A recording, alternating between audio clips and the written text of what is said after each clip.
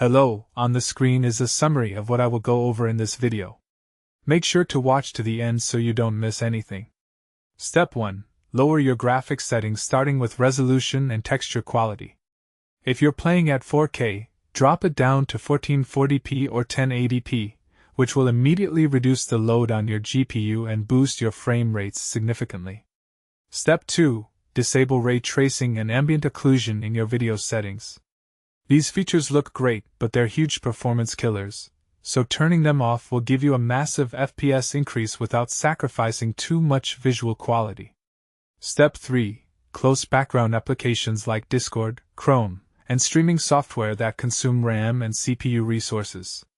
Every extra program running eats into what your game needs, so killing those processes is super important.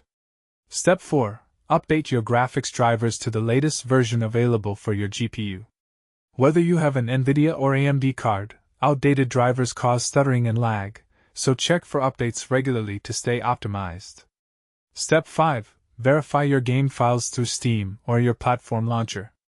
Corrupted game files cause performance issues, so running a file check will repair any damaged data and smooth out those frame drops you're experiencing.